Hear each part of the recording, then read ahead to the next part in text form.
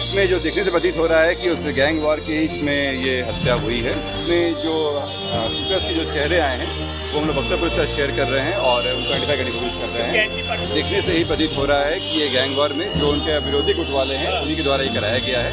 ये official declaration अभी आएगा, पर संभवतः है कि मौत हो गई है। पटना के पारस अस्पताल में घुसकर गैंगस्टर का मर्डर, पप्पू यादव बोले कोई सेफ नहीं।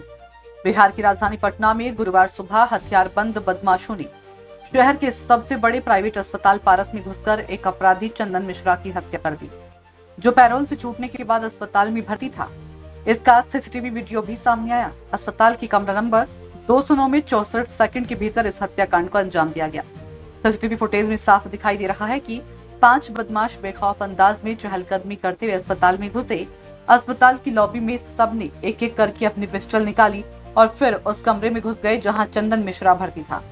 कमरे में दाखिल होते ही मरीज पर सबने ताबड़तोड़ गोलियां चंदन मिश्रा पर बरसा दी। फिर सभी एक एक करके अस्पताल से निकल गए।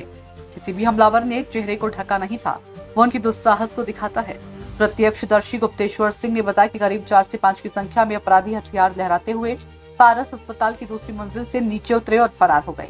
उन्हें लगा कि अस्पताल में कोई घटना हुई है और हथियार लेकर निकल रहे लोग अस्पताल के सुरक्षा कर्मी हैं, लेकिन बाद में उन्हें पता चला कि वे गोली मारकर निकले हैं।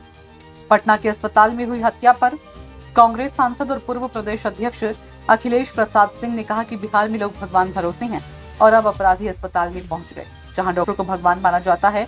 पुलिस को सूचना मिली कि आज सुबह करीब 7:30 बजे पटना के एक निजी अस्पताल में कुछ हथियारबंद लोगों ने एक व्यक्ति को गोली मार दी।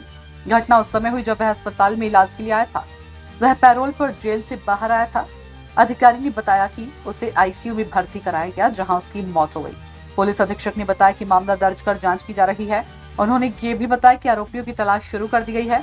उन्होंने बताया कि प्रथम दृष्टया ये पुरानी रंजिश का मामला प्रतीत होता है। जो गोलियां की संख्या है वो पोस्टमार्टम से क्लियर होगा, लेकिन कई राउंड गोलियां फायर हुई हैं। अभी वो जीवित है या ये हॉस्पिटल से ऑफिशियल डिक्लेरेशन आएगा इसमें। अभी जीवित है? आपने पोस्टमार्टम होगा, यानी मौत हो गई तभी ना पोस्टमार्टम होगा। पोस्टमार्टम से क्लियर आएगा उसमें क्या हो रहा है इसमें। नहीं, उसकी मौत हो गई है चंदन मिश्रा की। ये ऑफिशियल डिक्लेरेशन अभी आएगा, पर संभवतः है कि मौत हो गई है। चंदन बक्सर के रहने वाले हैं, पैरोल पे बताया। क्या आपराधिक इसके इतिहास कहा जा रहा है? काफी चंदन जो है वो बक्सर के एक दुर्दांत अपराधी हैं और इन पे दर्जनों से ज़्यादा हत्या के केस हैं। वहाँ पे एक गैंग चलता था, चंदन शेरू गैंग, उसमें ये थे।